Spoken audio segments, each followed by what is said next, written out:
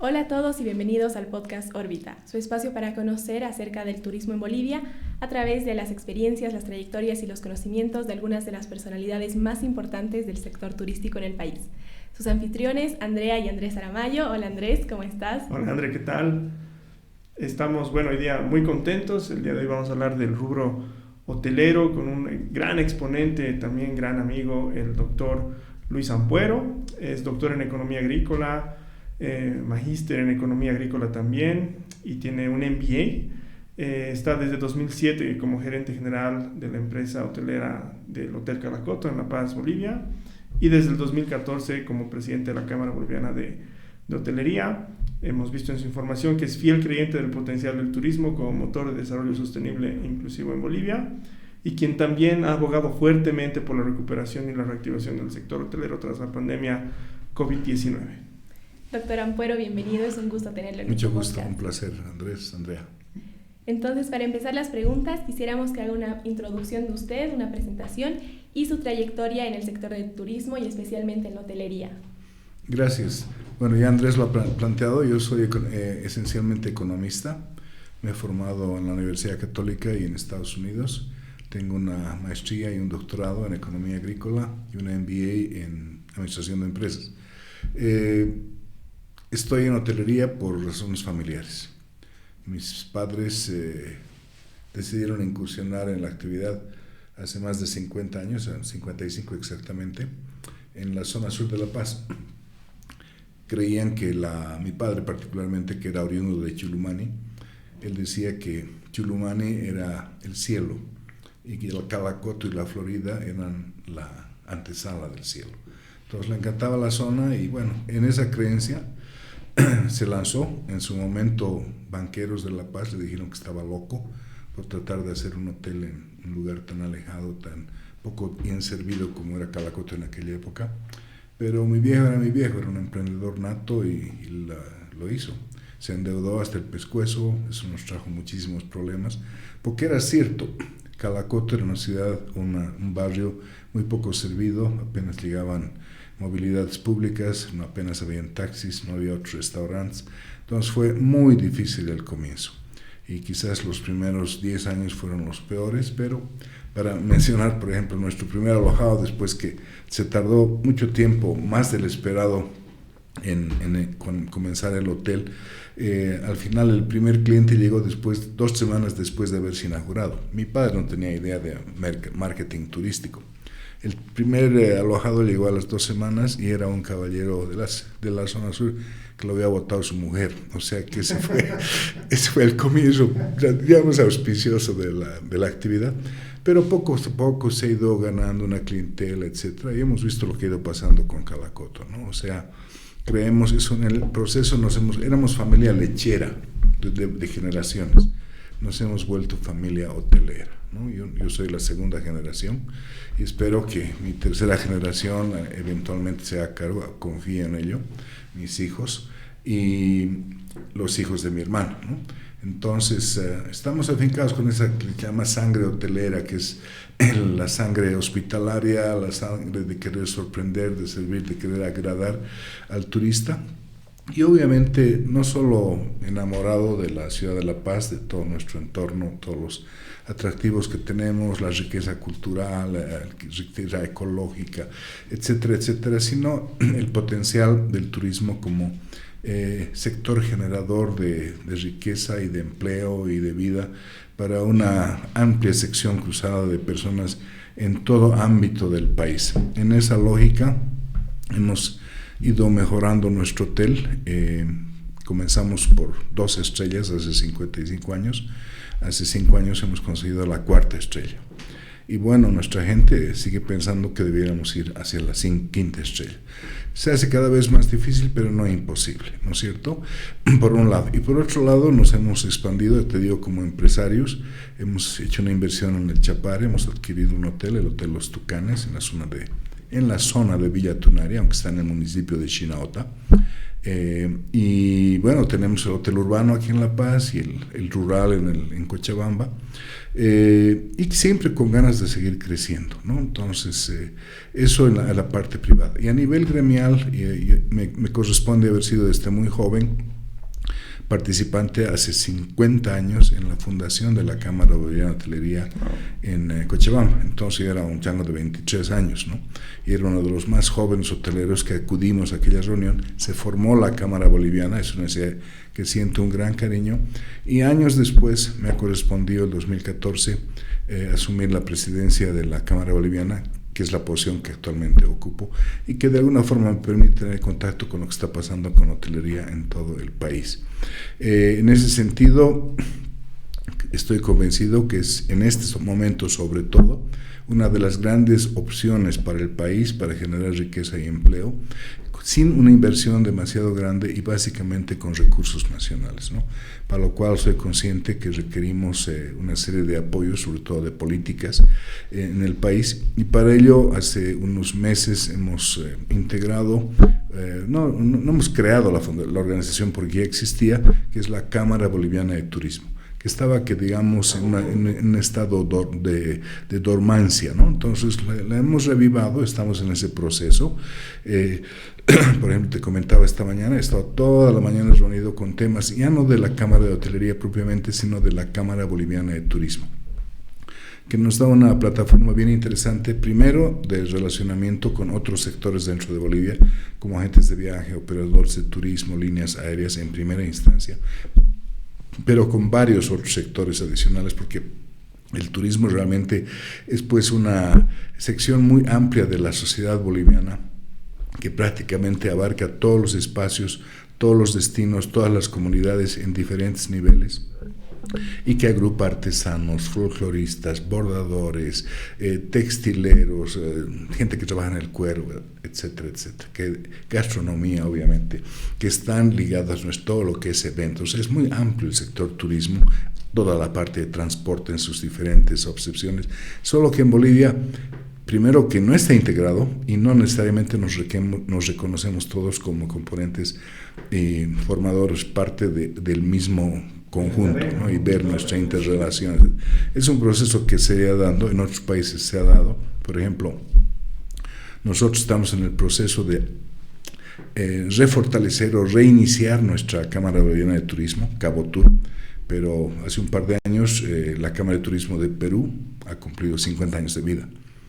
Ahora, de aquí a un mes estamos invitados a Montevideo, están celebrando los 50 años de la Cámara Uruguaya de Turismo. O sea, estamos hablando de industrias añejas. Nosotros estamos en la fase inicial. Ahora, eso puede ser medio complicado, pero por otra parte, creo que no nos queda otra cosa para hacer, ¿no? Es la línea para seguir. Entonces, en ese espacio estamos integrando los actores nacionales y por otra parte nos hemos integrado a la Federación Sudamericana de Turismo como Cabotur, donde participan las cámaras de turismo prácticamente de toda Sudamérica con excepción de Colombia.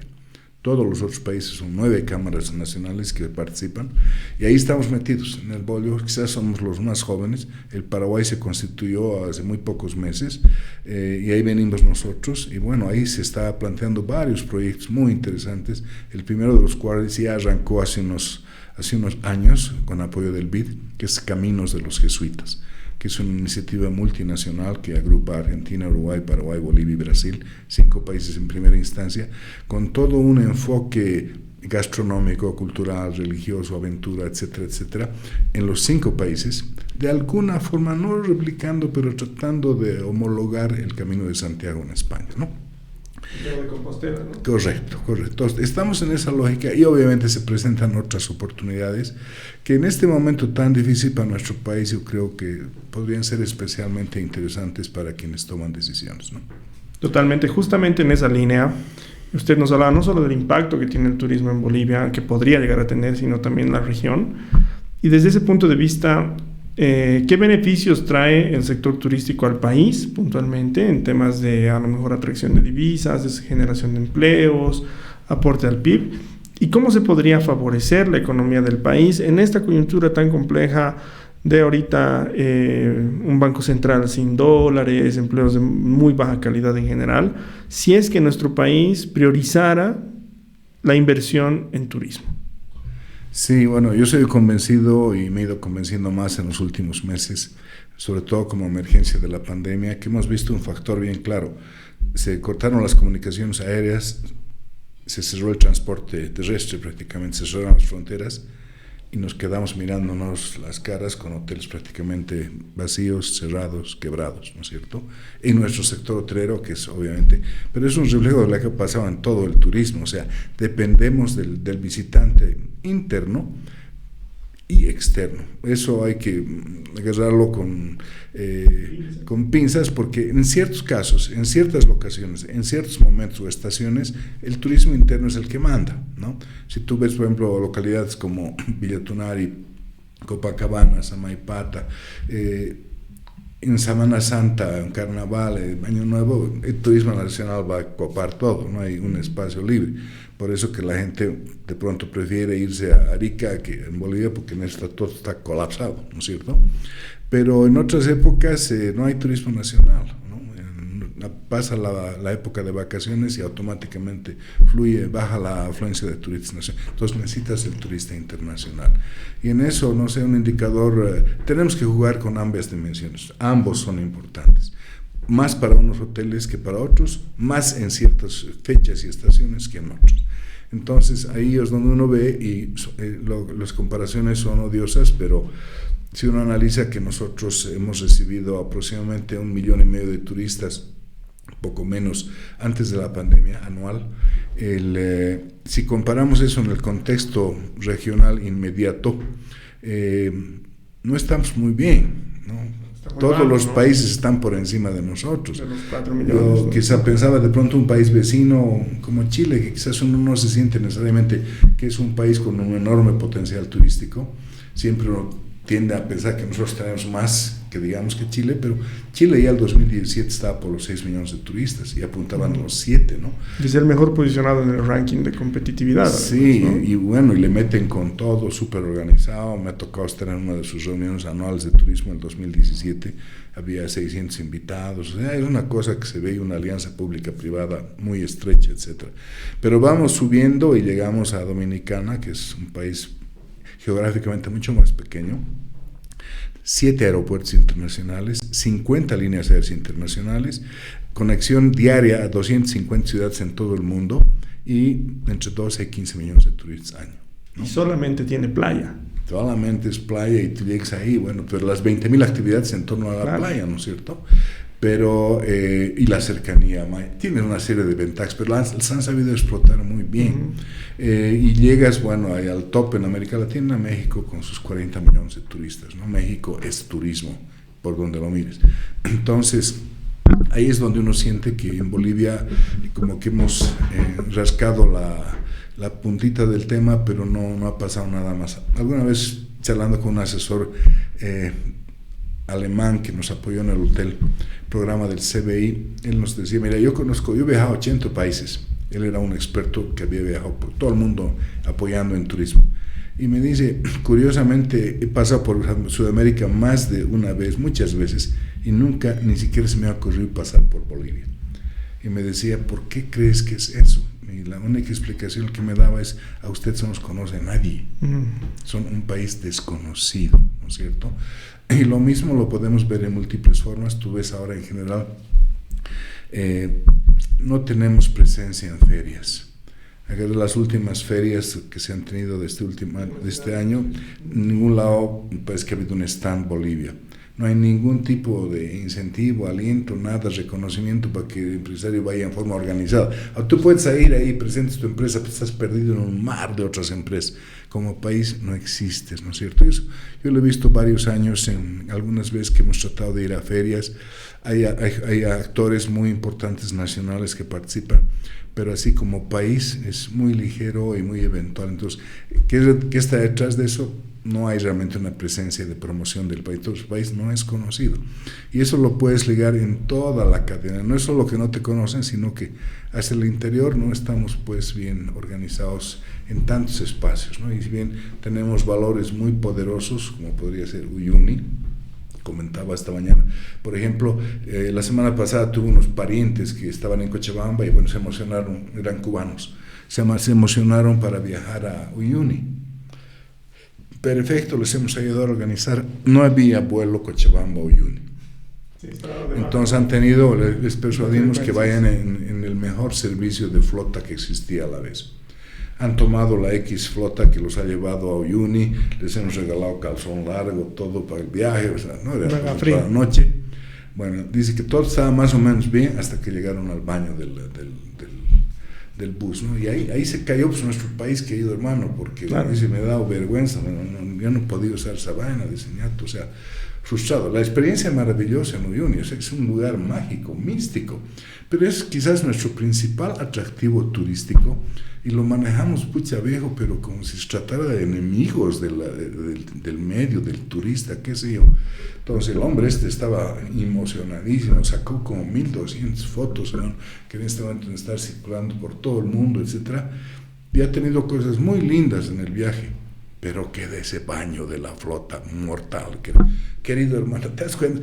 Fallamos en la cosa mínimo, aparte que no hay la conexión aérea, viejo, ¿no? Que de alguna manera, bueno, el baño es un reflejo también de cómo cuidamos un destino, ¿no? Que cómo priorizamos el turismo. También es tu orgullo personal. Claro. Alguna vez una señora norteamericana que llevé a Copacabana dijo, quiero ir al baño. La señora fue al baño y volvió y dijo, disculpen, pero mi dignidad humana no me permite usar ese baño.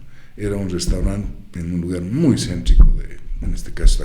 O sea, no digo el nombre porque no se trata de eso, pero es que es tan común en toda Bolivia. O sea, queridos, esa sea nuestra educación como operadores, pero fallamos como operadores, fallamos como quien regula el destino, no en el sentido de cobrar multas, sino que realmente la cosa despegue.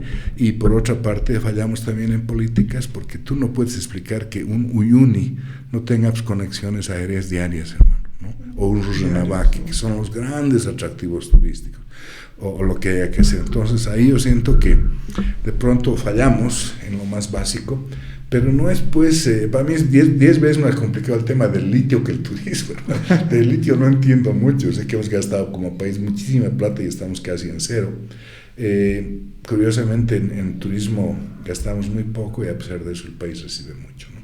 Es totalmente cierto.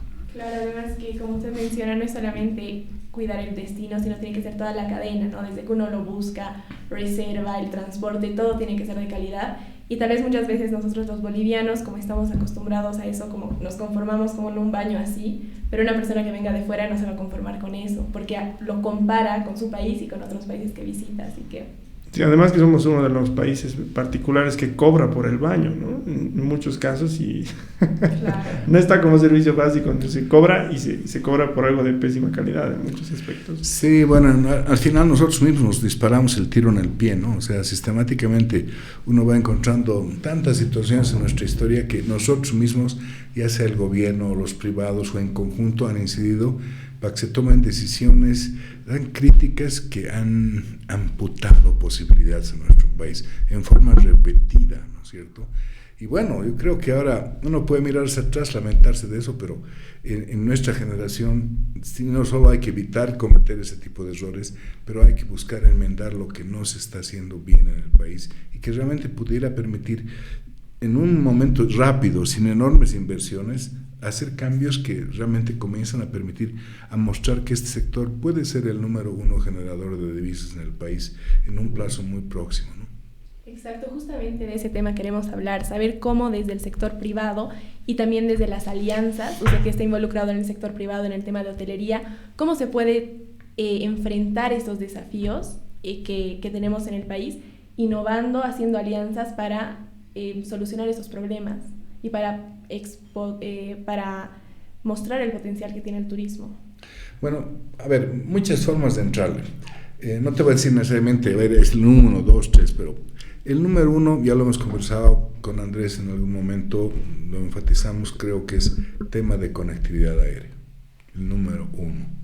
Ahí se puede hacer una serie de medidas que son esencialmente regulatorias administrativas, facilitadoras, ¿no es cierto? Hay a veces, no a veces, sino creo que nuestra experiencia es, Bolivia es un país difícil, pero al extremo en una serie de trámites. Lo es para nosotros los nacionales, quizás uno le aprende la cosa y estás dispuesto a persistir hasta por decirte, un trámite para regularizar un catastro de una propiedad que era nuestra y ha vuelto a ser nuestra, simplemente para eso puede que estamos 6 años. Años, ¿no es cierto?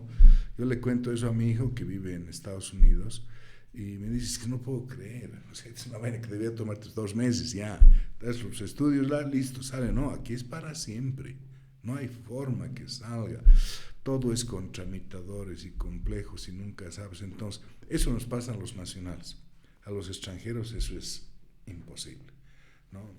Yo entiendo que en Houston tú quieres sacar una nueva empresa y te va a tomar 2 semanas, ya, porque se te complicó algo, pero meses no puede ser. A mí me toca aquí la operadora de turismo que formamos nos tomó 2 años armarla, que esto y la otra, que 30,000 vainas. Entonces la tengo inactiva ahora, porque prefiero tenerla inactiva y no tener una cosa funcionando que después, porque te formalizas y viene la avalancha de requerimientos, ¿no? O sea, y por eso quizás explicamos también por qué la gran cantidad de la gran parte de la economía nacional se mantiene en la informalidad. De alguna forma, tal cantidad de requisitos y exigencias y multas y sanciones, etcétera, la opacidad general del sistema general, de pronto a muchísima gente dice, prefiero me mantengo al margen de la actividad y no hago nada para no meterme a este mare magnum de regulaciones, ¿no? Entonces, el tema de desburocratización es vital, facilitar todo tipo de procesos, sobre todo a nivel nacional, pero a nivel municipal. Muchas veces he pensado que para quien debiera ser fácil para todo el mundo, pero para alguien que es un emprendedor, que está desarrollando una nueva empresa, que va a invertir, que va a generar empleo, que va a generar divisas, debería haber una línea rápida, querido hermano, que sea idealmente menos burocrática, pero que debiera ser buena para todos, pero como es fregada para la mayor parte de la gente, por lo menos para el emprendedor que le facilite, ¿no es cierto? Creo que es una área de trabajo súper importante, lo que se llama desburocratización o desregulación. Luego, tienes trabas institucionales bien complicadas. Por ejemplo, sabemos que gran parte de los atractivos turísticos en el país están en destinos rurales. Y tienes el problema que lo que es rural no es calificable de financiamiento. O sea, entonces, bueno, ¿cómo vas a promover turismo? Sistemática, ¿no? Sistémica, pero profunda, estructural, querido hermano. Yo tengo el hotel en el Chapare, tenemos ya el hotel como 16 años. Todavía no puedo conseguir financiamiento porque es área rural. Ya tengo un hotel que tiene sus evaluaciones de banco y todo, pero no es sujeto de crédito, no me prestan un peso por el Chapare. Entonces, tengo que irle a meterla acá para que me permita invertir allá, pero la hipoteca cae sobre esto. Entonces, eso es una gran traba porque a no ser que tengas un hotel en la ciudad, no haces nada en un hotel fuera de la ciudad. En rural, que es además donde hay muchísimo potencial, ¿no? Toda la parte rural de Bolivia tiene atractivos naturales, se pueden hacer experiencias de aventura, un tema gastronómico, vacacional. Es un tema de financiamiento que, como te digo, si no tienes tu platita guardadita ahí, con eso vas a invertir, o tienes tu casa para esa hipotecarla y con eso prestarte y llevar, tú en el área rural no tienes nada, ¿no? Uno. Y el otro tema bien complicado es la seguridad jurídica, ¿no? El hecho de que quién se anima a ir a hacer una inversión en un área comunitaria. O sea, te la estás jugando, no, lamentablemente la propiedad privada, la seguridad jurídica en Bolivia, y siempre, y en los últimos años, ¿por qué nosotros somos hoteleros?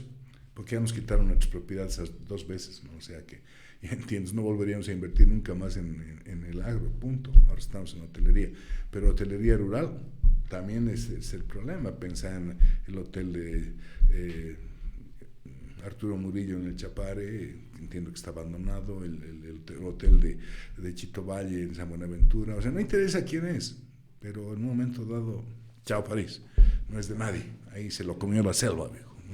Entonces, eso es inseguridad jurídica. O sea, ten tu bronca política, pero viejo, la empresa debiera estar en un privilegio especial, porque obviamente se mueren estos 2 hoteles que tenían estos señores, pero se murió la generación de empleo y todo lo que podía estar supeditado a eso, ¿no? Y dinamizadores interesantes. Justamente en ese sentido, el turismo ha sido el sector más afectado por todas las medidas tomadas en pandemia, ¿no? Cuarentena, restricciones migratorias, etcétera.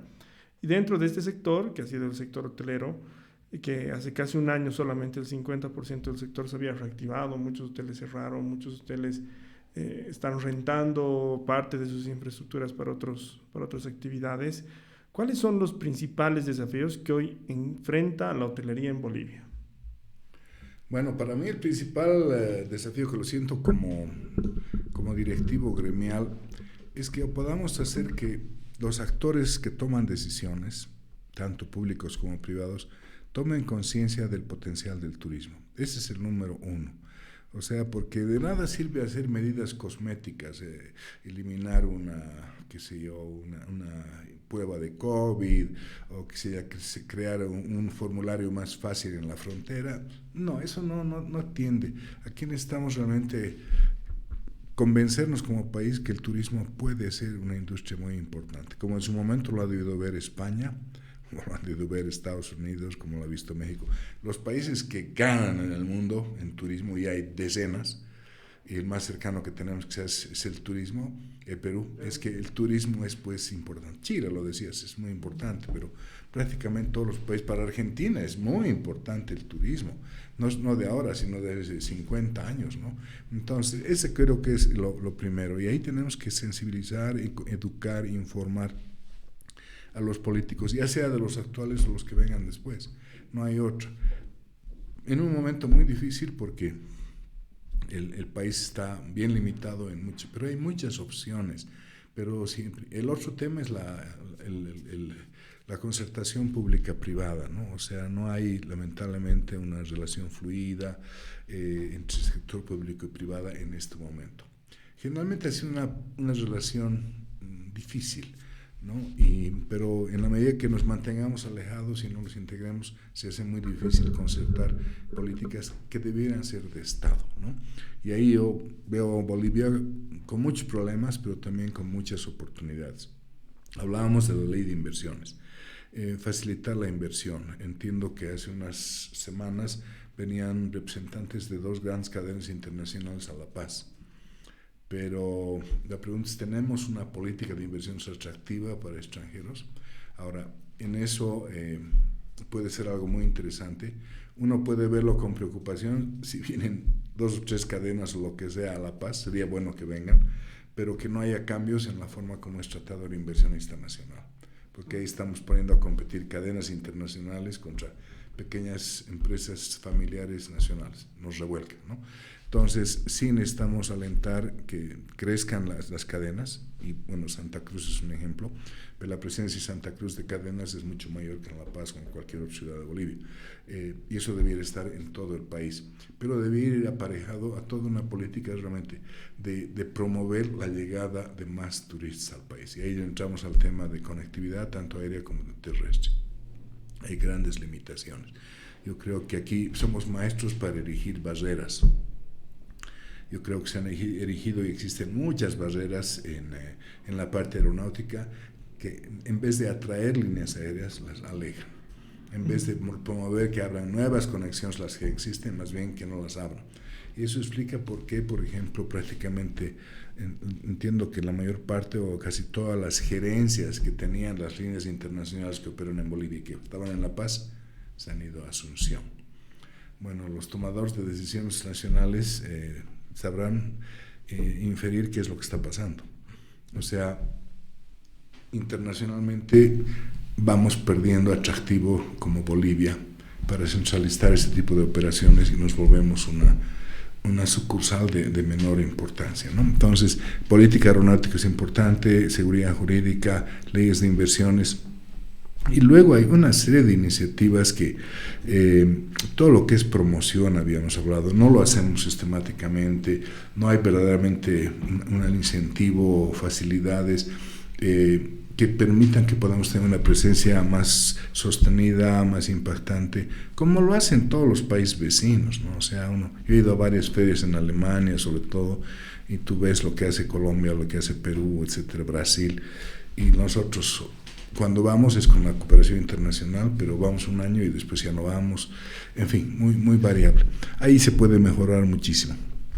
Y bueno, hay N otras iniciativas que personalmente yo creo que podrían ser súper atractivas para Bolivia, que es por ejemplo todo el tema de los pensionados rentistas, ¿no? El captar gente jubilada que venga al país y que lo vea interesante para, ya sea que han terminado de trabajar en sus países o que seguir viviendo en su país de origen les es más costoso y menos interesante que venirse a Bolivia. Te cuento un ejemplo. Hace 2 semanas vinieron nuestros amigos de Estados Unidos, vinieron a pasear, estuvieron en Santa Cruz, después vinieron a Cochabamba, fueron a Uyuni, ahí vienen las 1200 fotos, viejo, y a pesar del baño, se han movido y al final se están comprando un departamento en Cochabamba. ¿Para quedarse? Para quedar, no para quedarse, para vacacionar, para tener su lugar de aves de invierno, digamos, que vienen a pasar su invierno acá, lo que sea, estarán 10 años y después lo venden, que es lo que le llaman en México el gabacho, ¿no? El jubilado, el viejo, el decanoso y viejo que tiene ya 60, 70 años, puede estar enterito, hermano, puede tener plata, pero ya no necesita trabajar, pero quiere un lugar de pasarla bien sus últimos años, pueden ser 10, 20 o 30 años, su interés. Varios países han visto esa beta y la explotan al máximo, el caso de Panamá, el caso de Uruguay, bueno, y México, obviamente. México tiene más de 1 millón de gabachos gringos. Y le mueven, por ejemplo, es una localidad tan turística como San Miguel de Allende, tenía 8,000 gabachos gringos, 8,000, y otros europeos, etcétera. Bien interesante. ¿Qué hace eso? Te dinamiza todo el turismo, porque es gente de alta capacidad de gasto, que así como tenemos un turista que de repente viene por 15 días, es un turista que se queda todo el año y gasta pues todos los días, artesanías, galerías de artes, restaurantes, los viene a visitar sus familiares, hoteles, o sea, movilizan toda la economía, hermano, ¿no? Y aparte de eso, como un complemento, en caso de San Miguel de Allende, habían organizado entre toda esta masa enorme de extranjeros 300 ONGs con diferentes propósitos. Una dedicada a eliminar los graffiti de la ciudad, que es un pueblo hermoso. ¿No? Seguridad, otros que estaban cuidando un parque, otros que están, etcétera, 300, querido hermano. Porque hay el afán de querer hacer algo, participar, etcétera, contribuir de alguna forma. Entonces, eso lo han hecho varios países. A mí me da envidia verlos. Tú pones en Google, viejo, ¿cuáles son los mejores países para jubilarse? Bolivia no figura ni en película. Nuevamente el país desconocido, ¿te das cuenta? Y te cuento el caso de esta familia que estaba aquí la semana pasada. De un golpe, viejo, le están pegando varios, una suma bien importante. Se han encontrado, porque somos un país barato también. Entonces esa gente viene, te contratan cuando están acá, cocinera, aquí en el jardinero, porque es un edificio, va a contratar chofer, van a hacer tours por toda Bolivia y van a ser promotores de Bolivia en toda forma para que sus parientes y amigos vengan a visitarse Bolivia. Y cada vez que viajan a ver a su gente en el norte, llevan pues chullos, toda la vaina nacional y tienes todo ese intercambio. Entonces es una opción que es bien interesante. En la misma línea, tú tienes todo lo que es lo que se llama, una vez vinieron acá la gente una gente de turismo muy pesada, como hicimos una enorme feria en el ex hotel Radisson, y no me acuerdo el nombre de la organización, pero vinieron gente de Inglaterra, hicieron las conferencias, un show hermoso, una feria, etcétera, muy lindo. Y la pregunta que les hice, bueno, ¿y qué harías tú para promover el turismo en Bolivia? Y dieron una idea que me pareció en ese momento muy interesante, que ya la han tomado varios países, muchos años antes, obviamente, que es fortalecer lo que se llama el Bolivia Travel Bureau o el La Paz Travel Bureau, ¿no? Lo que vendría a ser en una dimensión Chuquiago-Marca, pero manejada en serio, ¿no?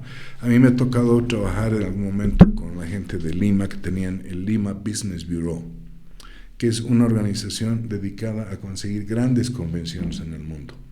Entonces tienen toda una programación del año y viajan y toda la parafernalia de marketing para hacer que al Perú en este caso y a Lima vengan grandes grupos, nada por debajo de cierto número así, pero importante, ¿no?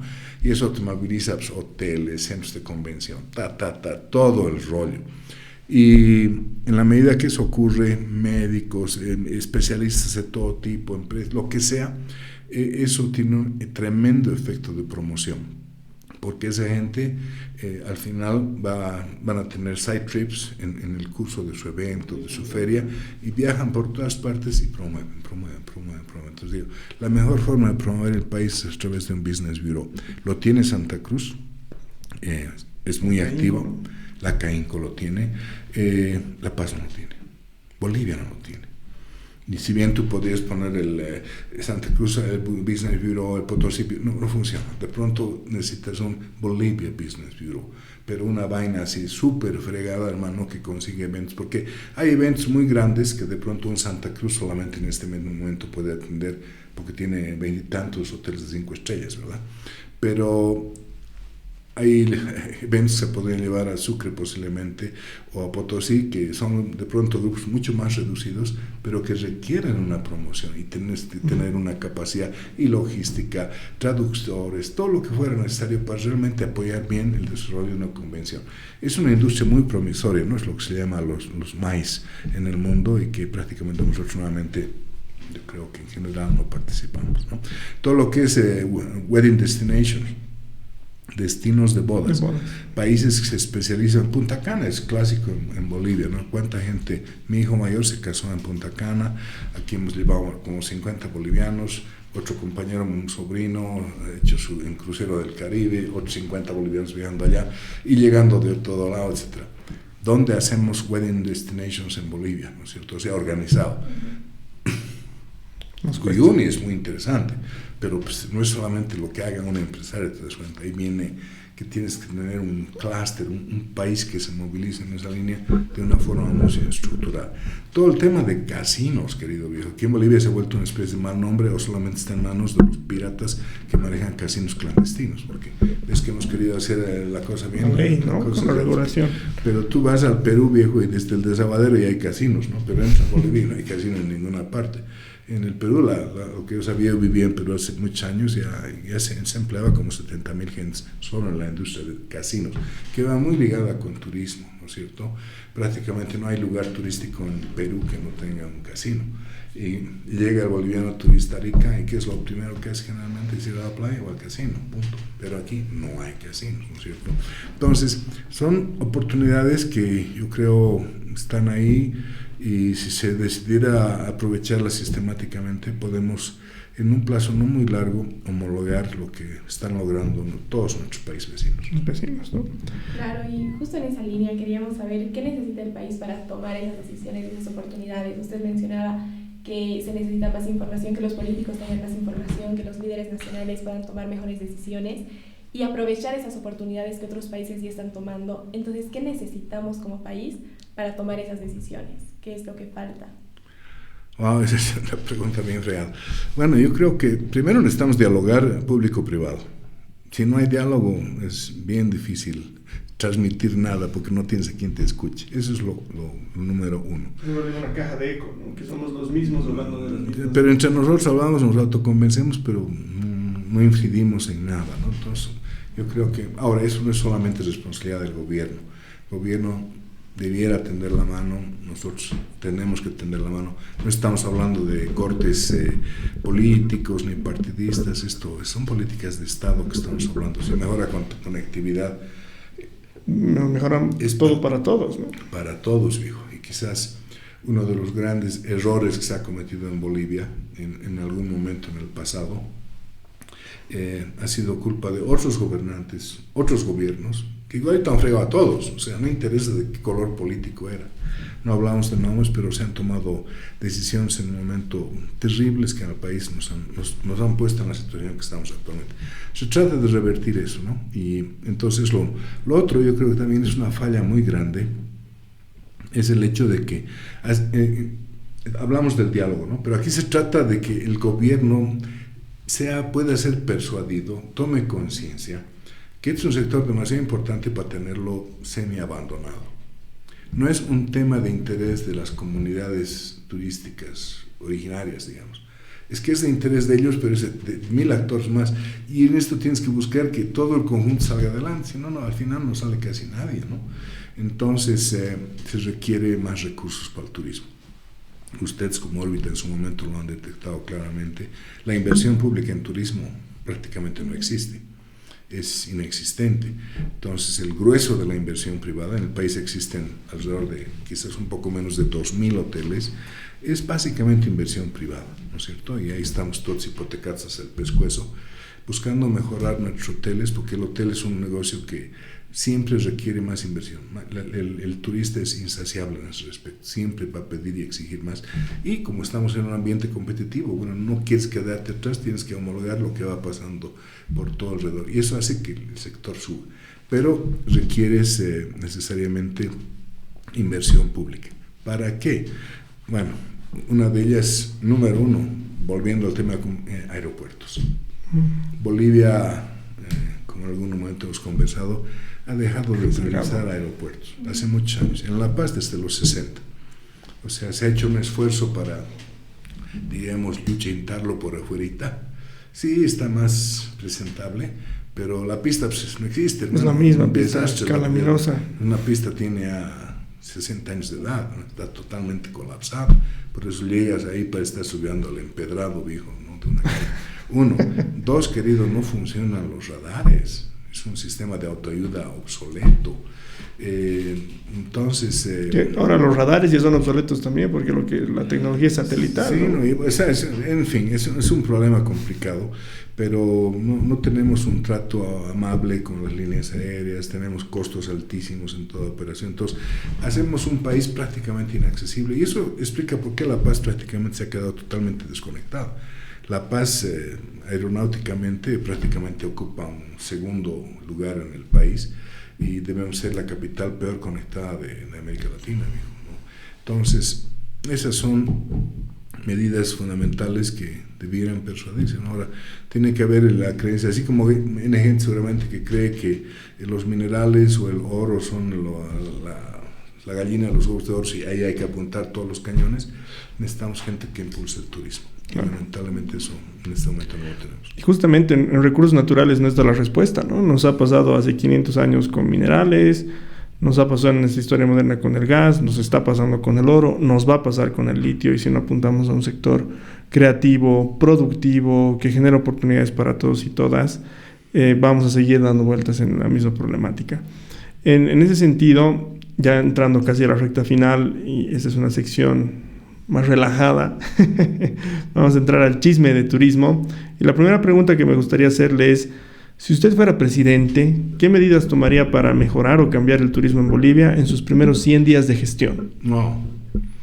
Bueno, los hemos mencionado. Yo creo que hay que trabajar sobre conectividad, crear más que incentivos, yo diría eliminar regulaciones y trabas que frenan a los emprendedores en Bolivia. El tema, hablábamos de la inversión rural, que realmente es una enorme traba que impide el desarrollo de los destinos turísticos. Está el tema de facilitar la llegada de extranjeros a Bolivia. A mí me parte el alma cuando escucho, yo vivo en Cochabamba, cuando escucho de gente boliviana que se está jubilando y se está yendo a Panamá. Se está yendo a Estados Unidos, pero no en un caso, varios. O sea, es el gabacho, pero que en vez de nosotros recibir gabachos, los expulsamos, ¿te das cuenta? La pregunta es, ¿por qué hacemos eso? Más bien deberíamos buscar que sea al revés. Casinos, la gente se va a los países vecinos a buscar casinos. ¿Por qué no podemos armar 5 o 6 buenos casinos ligados a las principales zonas de turismo? Con todas las regulaciones, sé que son un tremendo vehículo para el lavado de dinero, pero bueno, debe haber formas para manejarlo como lo manejan en tantísimos países, ¿no es cierto? Y obviamente promoción. Participar regularmente en ferias, apoyar de alguna forma, no digo pagar los pasajes porque va a ser una serie de chivilines que quieran aprovechar el viaje, pero facilitar, ¿no? Las condiciones. Las condiciones que tú estés presente. Este mes de abril hemos estado yendo a Montevideo con otro colega de los agentes de viajes a una reunión de FEDESUD que sentimos que tenemos que ir como Bolivia.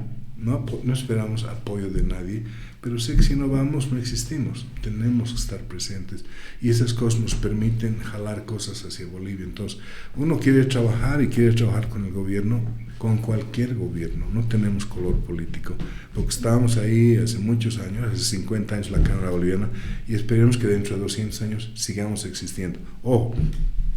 Yo creo que una de las cifras que a mí me ha hecho convencer de la importancia del turismo. Yo veo el Perú como un país hermano muy próximo, que sin embargo tiene más de 10 veces hoteles que nosotros. 10 veces más hoteles que nosotros. Y la respuesta es turismo, interno y externo. Entonces, aquí no vamos a hacer crecimiento de simplemente turismo comunitario. El turismo comunitario crece con todo lo demás. Entonces, hay mucho trabajo, hay mucha gente. Lo que necesitamos también es entusiasmo y no dejarnos aplastar por las circunstancias. Sí, de acuerdo. Y bueno, usted mencionaba varios países, Estados Unidos, Perú, Panamá, y nuestra segunda pregunta del chisme del turismo es ¿cómo ve a Bolivia en comparación con otros países en temas de turismo? No necesariamente tiene que ser cosas negativas, puede ser una combinación, ¿no?, de ambos. Bueno, sigo pensando que es un país muy atractivo, un país que tiene... leía, por ejemplo, que en el Perú detectaron que había 10.000 atractivos turísticos todavía sin explotar. Y el ministro anterior de Turismo planteaba que él quisiera desarrollar en su gestión la mitad de eso. No le alcanzó el tiempo y duró muy poco tiempo en el cargo, pero bueno, esa es la dimensión. Yo no sé si nosotros hemos hecho un trabajo en Bolivia de atractivos turísticos.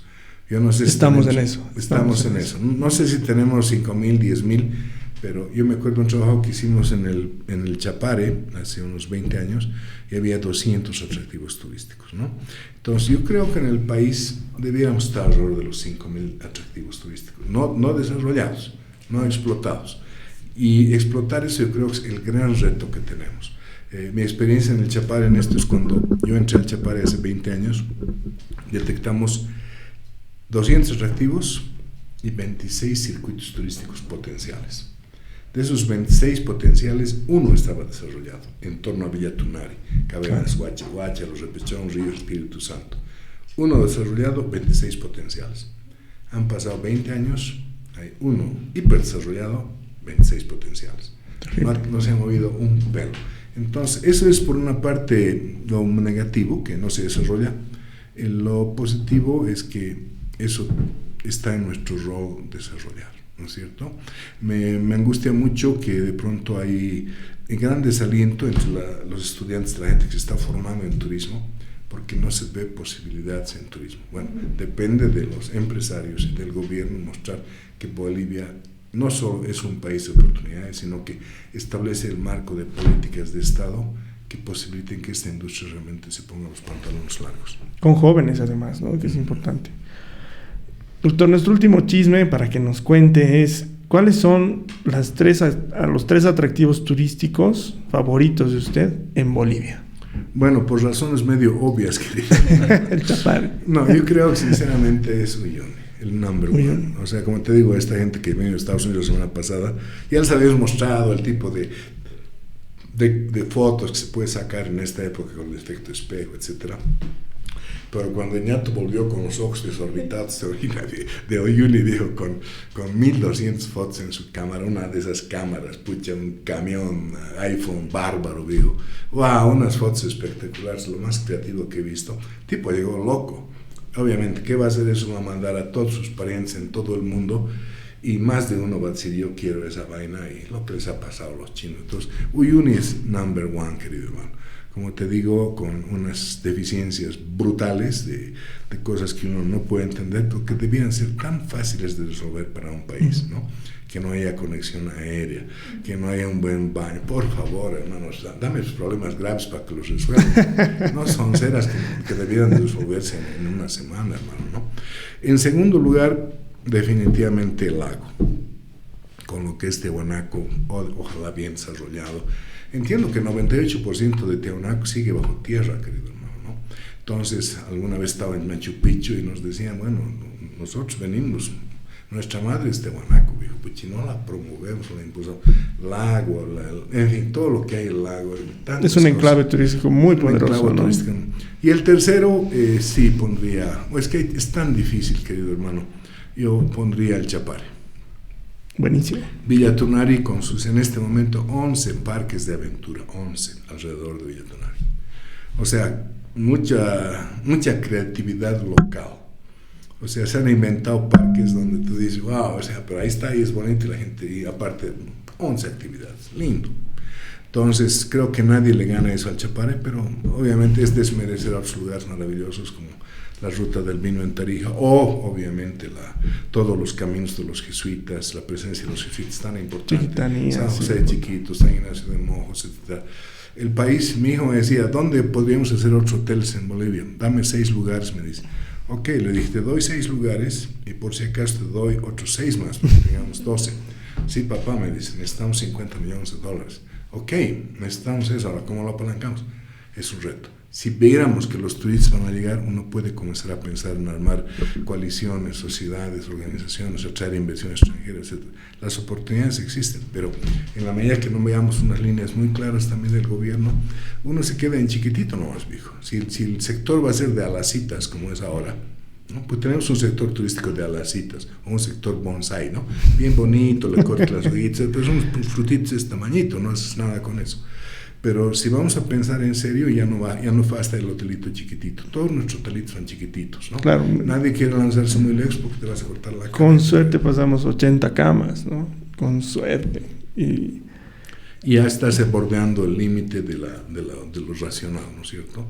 Cuando tú debieras tener, pues, como te digo, Perú tiene 21.000 hoteles, Lima tiene 4.000 hoteles. Claro. Y aquí entre La Paz... entre todo Bolivia... La Paz, El Alto y Santa Cruz, nuestras 3 ciudades principales, yo creo que no llegamos a 500 hoteles. Sí, no llegamos. Doc, esta es nuestra última parte, que es la ruleta de objetivos de desarrollo sostenible. Le voy a contar la dinámica y le voy a pasar la voz a Andrea para que gire la ruleta. El turismo es transversal para los 17 objetivos de desarrollo sostenible que están en la agenda. Entonces la idea es que usted nos dé un número del 1 al 17 y sobre eso nos comente. André. Un número del 1 al 17. 9. 9 es industria, innovación e infraestructura. ¿Cómo cree que el turismo puede promover la industria, innovación e infraestructura?